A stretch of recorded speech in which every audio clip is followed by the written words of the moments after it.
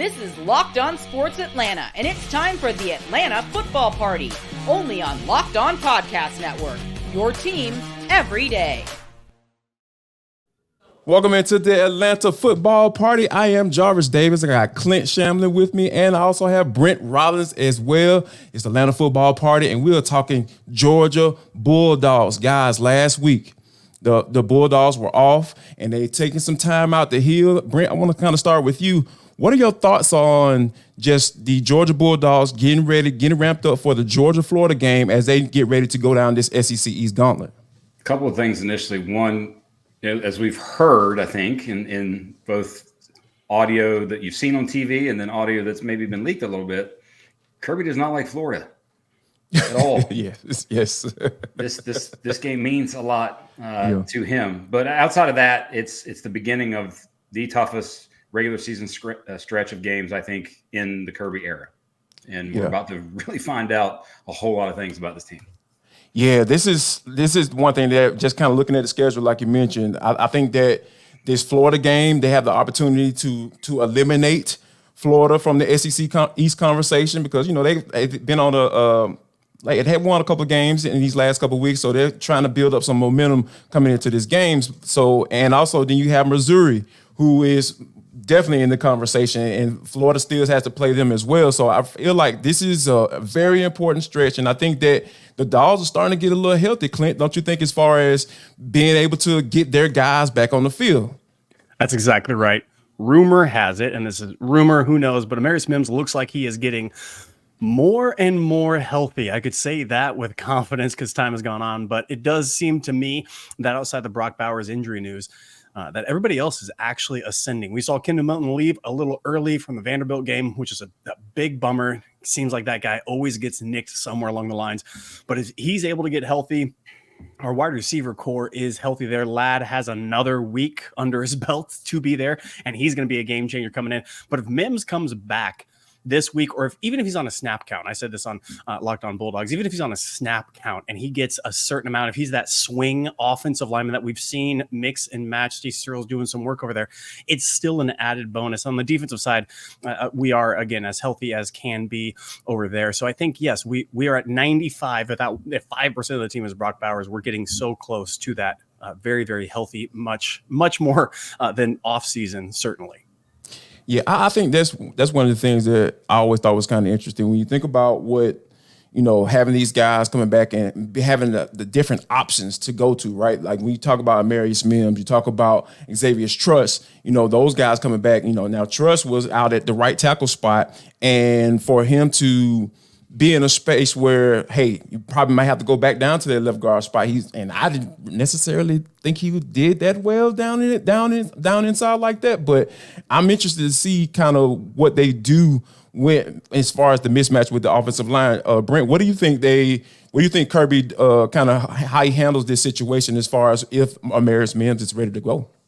If he's healthy and ready to play and practice and whatnot, I think he starts. I mean, he's going to start at right tackle. The interesting part will be, does Truss just slide right back into left guard? Because I actually think the combo of Fairchild and Morris at left guard has been really good. Pretty solid, yeah. And especially from a pass protection standpoint, both of them have been really good to the point where they're getting noticed. And I've had conversations with people within the NFL circles that are noticing both of those players and what they brought to the table.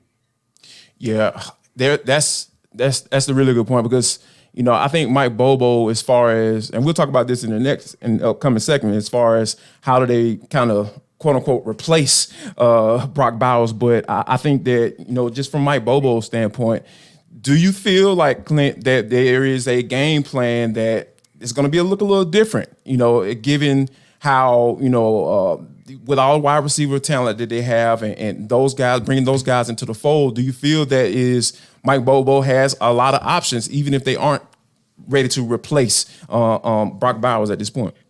Yeah, three things are true about this, and here's what I keep on harping on Georgia fans, because again, you have a narrative, Georgia fan, of Mike Bobo being a caricature of who you've made him out to be. If you look at this offense, it's a spread around offense. Carson Beck, last couple of games, hitting 10 different receivers. Cass Jones catching wheel routes. Rosemy Jack-Saint, which, by the way, if I was to put a name on somebody, if I was to put my marker on somebody to step up and elevate the game, it's Rosemy. I think he is going to start ascending. I think he's taking on a leadership mantle, because what you do in this offense, so that's point one. Mike Bobo is not who the caricature you think he is. The ball gets spread out a ton, and Brock Bowers is that dude that, unlike anybody else, here's the second thing that's true. Unlike anybody else, you don't slot somebody else in. So Oscar Delp may be physically gifted. He is bigger, stronger, faster than most tight ends out there. True, 100%.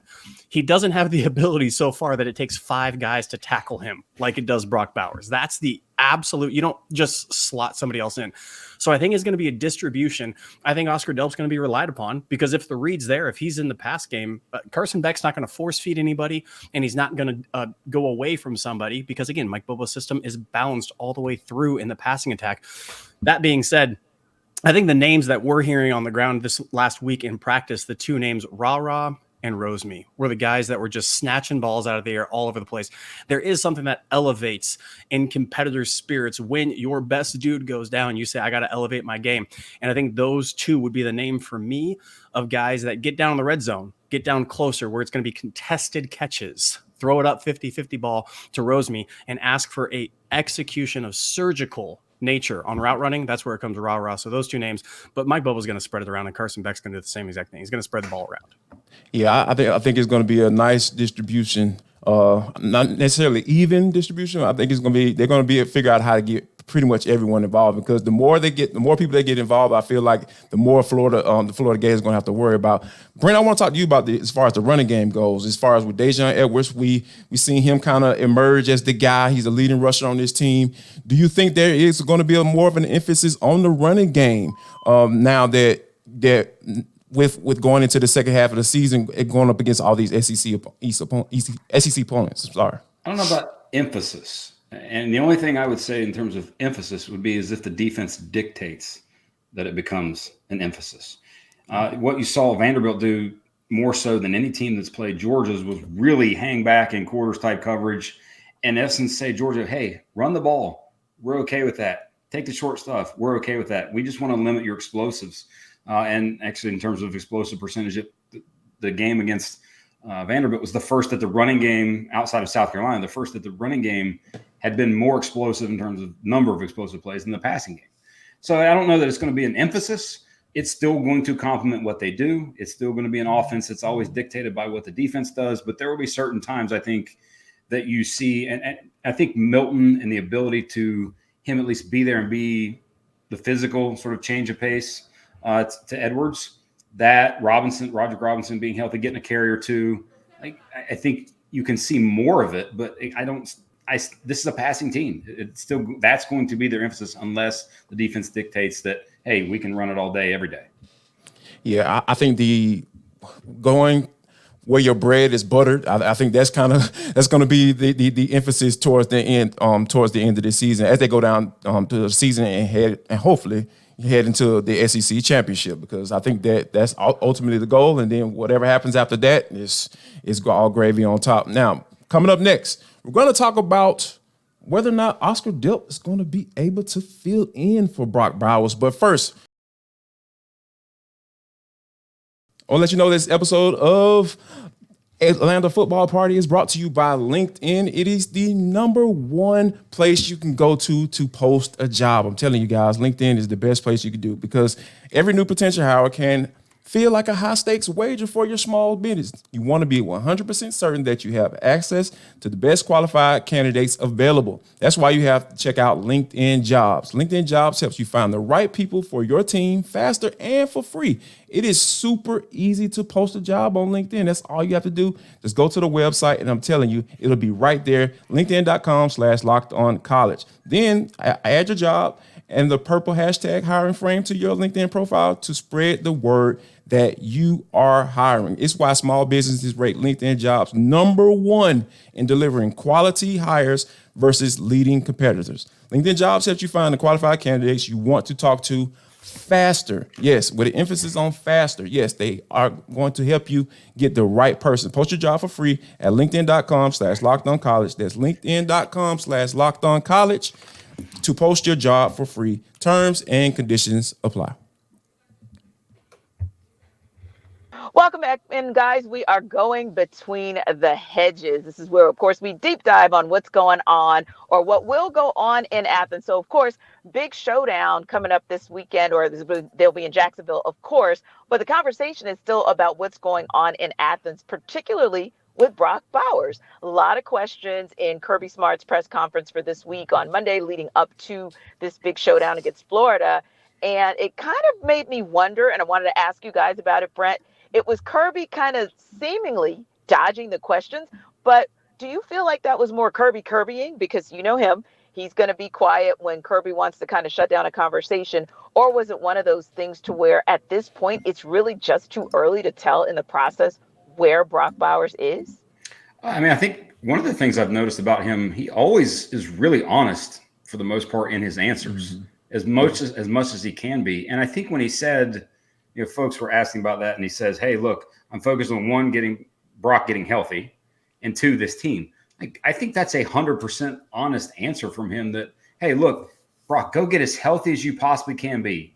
If you're here and you're available to play, awesome. But you're definitely not going to be in the near future, at least probably for the next month. Thus, I can't really worry about you because you're not going to help me win the next month. So his focus is entirely tunneled on, hey, who's here? Who's helping me win this week? Because that's the ultimate goal. So, Jarvis, hearing what Brent said, and that's fair.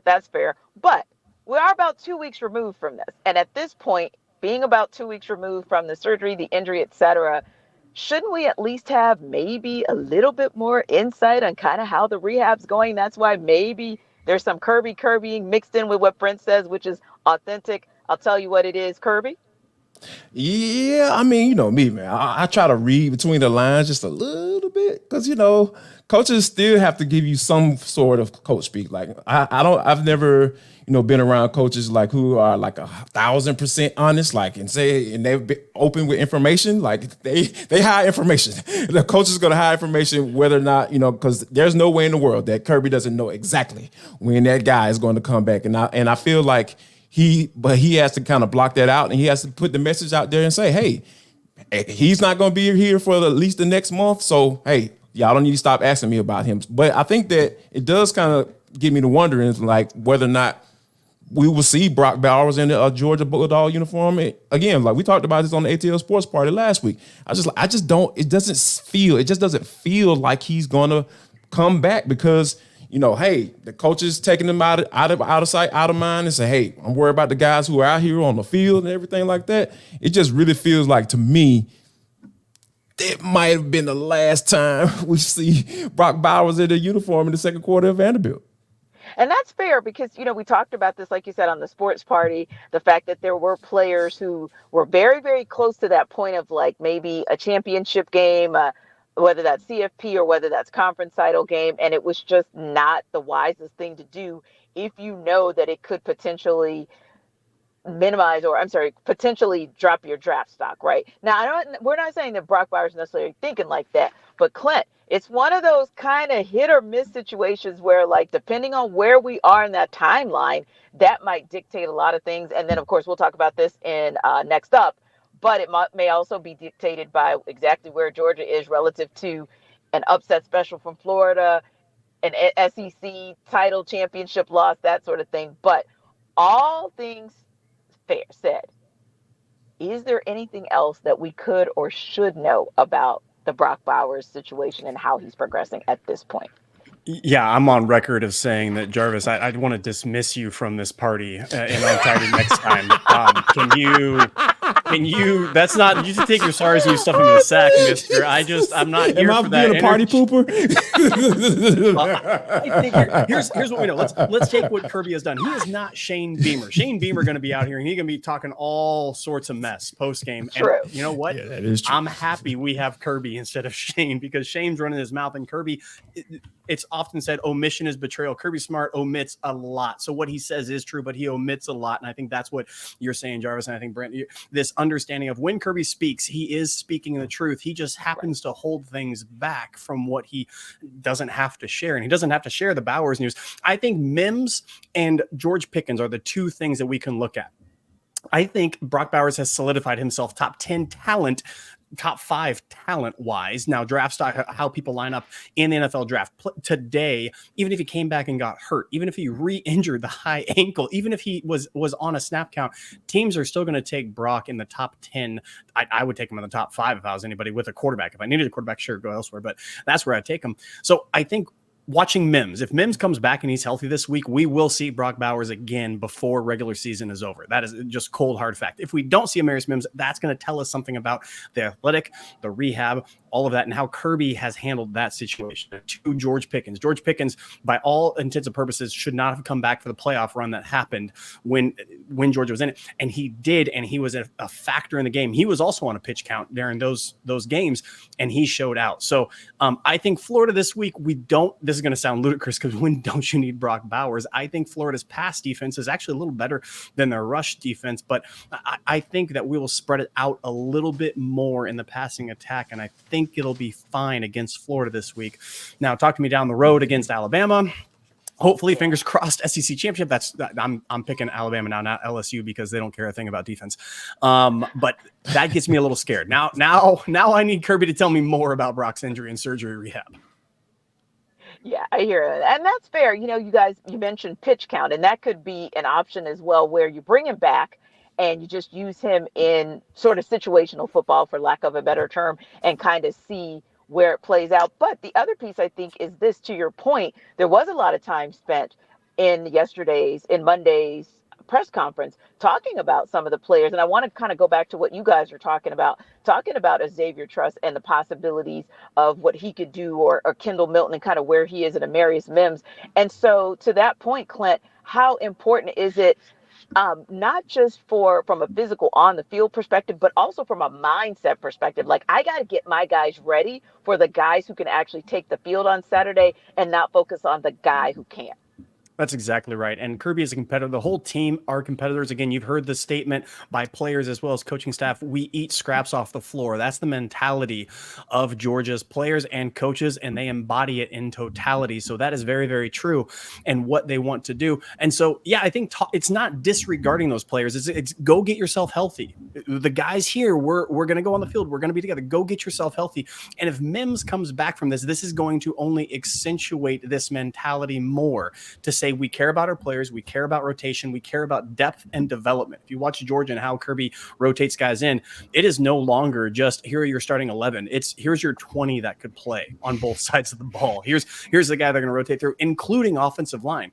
So if you're talking about the long stretch, again, we get Brock back in 4-5 weeks, 24 days is the closest or the quickest anybody's come back from this tightrope surgery in college football. And we get somebody back quicker than that. What it's going to tell me is this: we're focused on getting those guys back and developing at the same time. Look at the offensive line. Now, all of a sudden, if you're telling me for the first time all year, we have 3 running backs healthy and an offensive line all cohesive, and this passing attack with Carson Beck that's going on all cylinders, now you take what you want. Go quarters defense. Fine. You want to take explosive plays? That's okay. I got Kendall Milton doing a 1-cut and up the field for 12 yards. I got Dejon Edwards bowling people over. An offensive line that has 7 deep. I'm feeling real good. And so getting guys healthy and back, really important. And I think for the stretch run, we're set up really, really well to absorb some of that in this next 4 games, hopefully, with Brock being out. And Clint, Brent, one of the things that Kirby talked about as well is just making sure, like, I think the question to him was a lot about what are you looking for in Florida? What are you looking at for Florida? And he said, we're focused on ourselves.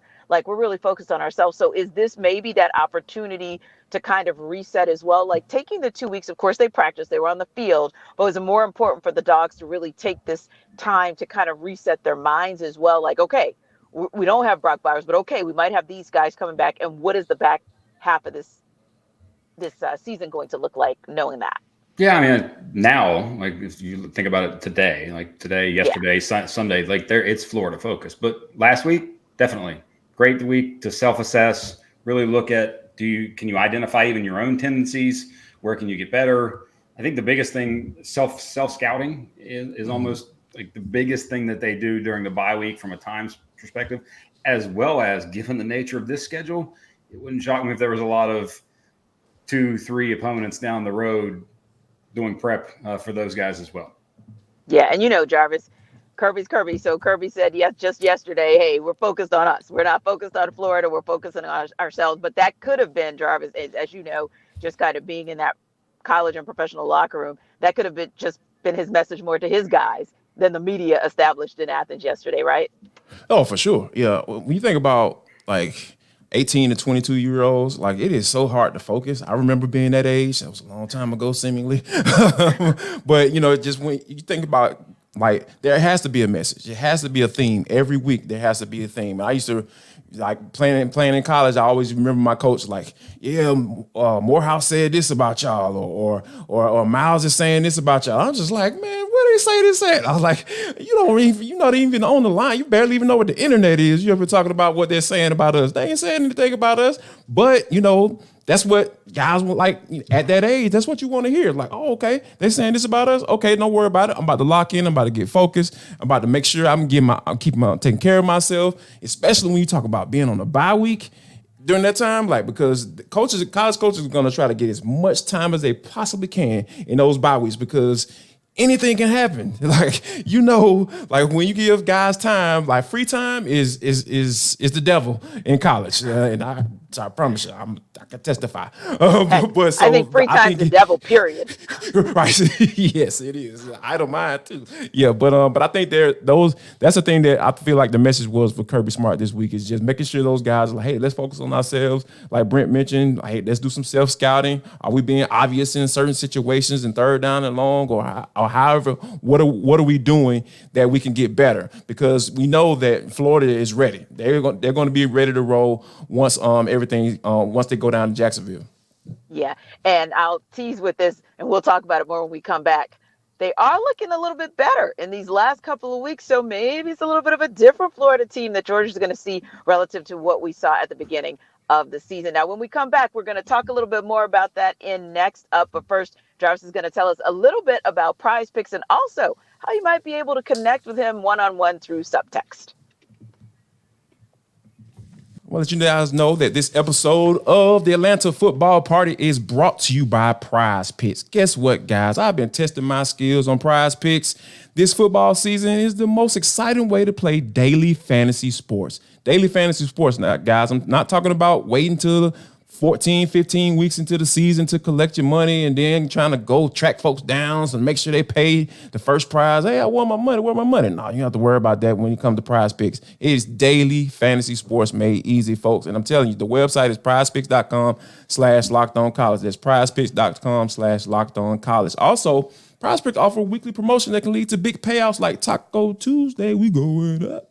Each Tuesday, Prize Picks discounts select player projections up to 25% to provide even more value. I'm telling you guys, it's super safe. You don't got to worry about anybody getting your information or anything like that. They have quick withdrawals, easy gameplay, and an enormous selection of players and stat types are what makes Prize Picks the #1 daily fantasy app. And guys, go to prizepicks.com/lockedoncollege and use the code lockedoncollege for a first deposit match up to $100. That's prizepicks.com/lockedoncollege. Drop in that code lockedoncollege and you're going to get a first deposit match up to $100. Now, let me tell y'all guys about something else. How about this? Subtext. What's that, Jarvis? I want you to join the Locked On Sports Atlanta Insiders, where you get breaking news, the inside scoop, and exclusive content delivered directly to your phone. No more going to Twitter and all that stuff trying to see what I got going on. I'm telling you, it's going to get delivered right to your phone. And plus, you can have one-on-one conversations with me. If that's what you're into, I love to talk to you. Go ahead and you send me a text. All you got to do is go to the website, joinsubtext.com/LockedOnSportsAtlanta. That's joinsubtext.com/LockedOnSportsAtlanta. And guys, also, I got a little all 22 review I need to get off my chest too. So you can get access to that as well. So come a Locked On Sports Atlanta insider. That's joinsubtext.com/LockedOnSportsAtlanta to become an insider today.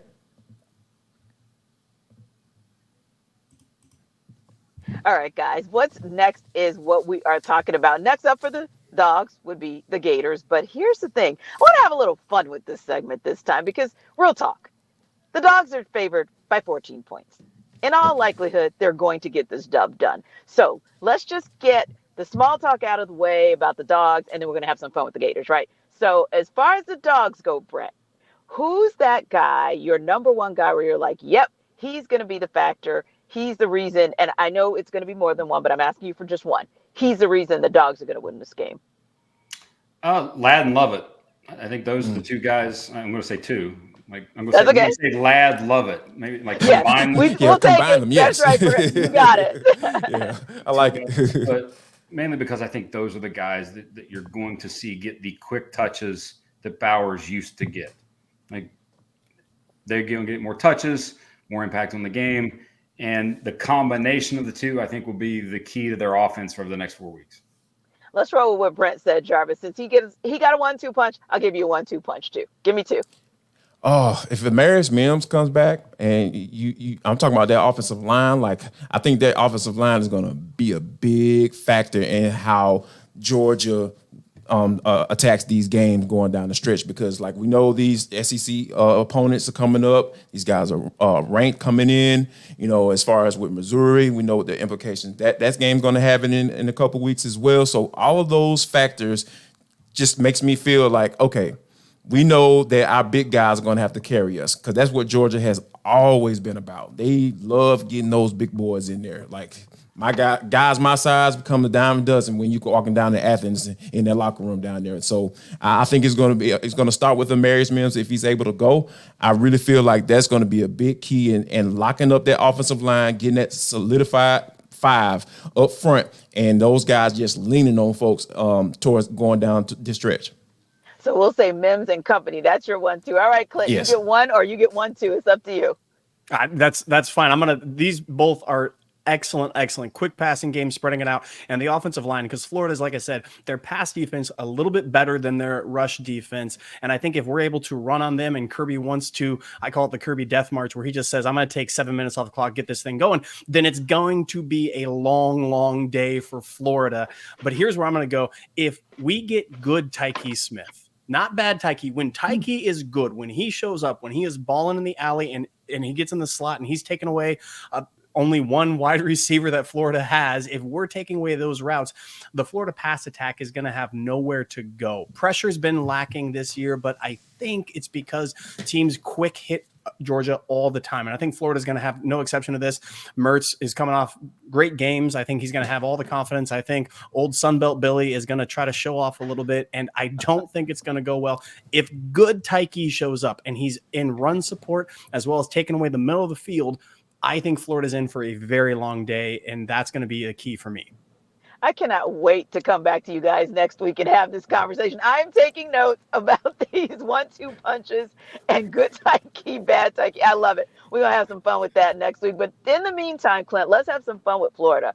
14-point underdogs, and they're probably thinking we want to upset Georgia. We want to get this, be able to get this notch on our belt. And also because they're trending a little bit up the past couple of weeks, this could be a good look for them. But is there a path? What is their path to getting a W? Yeah, it's their path is this. It's the cocktail party. Everybody, when I said don't go into Jordan Hare and things get crazy in Jordan Hare, it's the same exact thing. And teams go into Auburn and have to suffer through that stadium and that environment. It's a different beast. It's the cocktail party. Crazy stuff happens. It's insane. It's heated rivalry. People hate each other. It's Florida hate week. I think that's the only way, because if you look at Sunbelt Billy, his game plan is not that good. I think he's going to want to pressure. Look, he's Sunbelt Billy. Like the guy, what are you going to I love that name. Come on, you're going to do something in real college football? I'm like, what are you doing out there at Sunbelt? Come on, Billy. But I think he's going to get a little bravado. If you look at the other games that he was a part of, he suffered at Utah for going man coverage a couple times, zero blitz, and all of a sudden not Cam Rising quarterback defeats you in Utah, and you let contain go.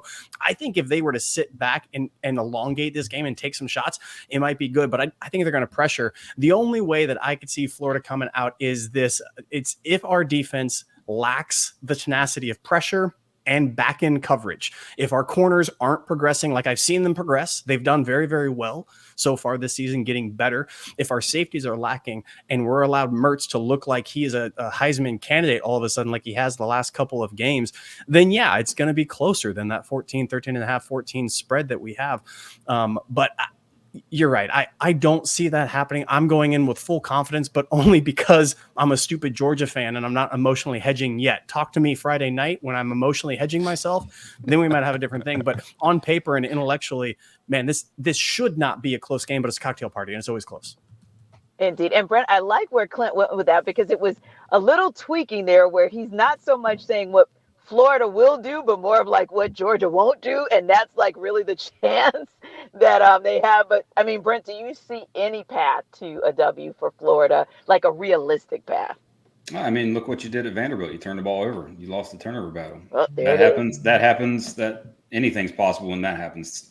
Two, they want to run the football. That's where their most explosive plays come from. You obviously have to stop the run, and you've given up explosive plays in the run game. Outside of those two things, pressure is one that Clint mentioned that I think is a very big deal in this game. One, because Georgia's just not gotten a lot of it. They're 12th in the SEC in terms of, so that's almost last, in terms of pass rush, overall pressure percentage, overall pass rush win rate, pass rush grade, things like that. So they've struggled in that area. And I know if there's a certain front four in the field, I'm throwing the football if I'm Florida because I know my quarterback's going to have time. Outside of that, though, Florida is one of the worst teams in the FBS on third down.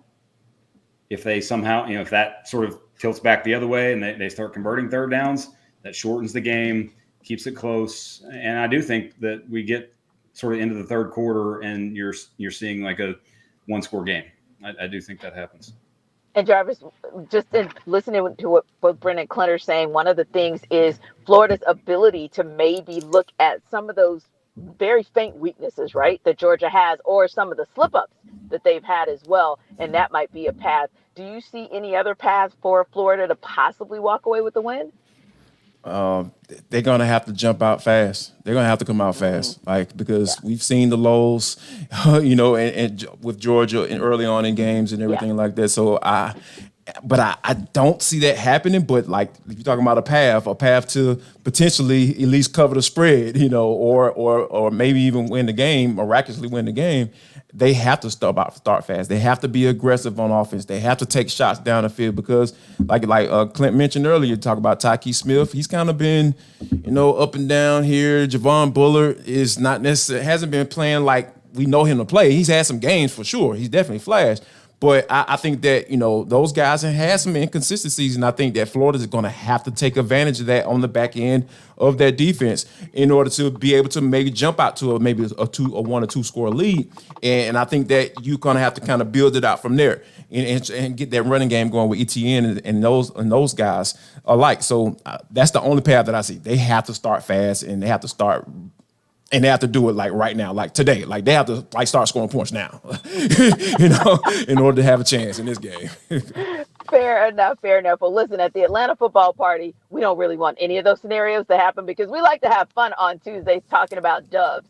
So listen, we appreciate you guys stopping by as always on the Atlanta football party. And don't forget, you can check us out on the Locked On Sports Network right there on YouTube. Check us out anytime that you want for all of the great Georgia Bulldogs football talk that you get right here each and every week. So listen, thanks so much. Don't forget, also, make sure on Thursday, Friday this week, we've got some really good stuff for you coming out as well on the Atlanta Sports Party and some more football talk down the road. So thanks again for Clint, Brent, Jarvis. We will see you next week.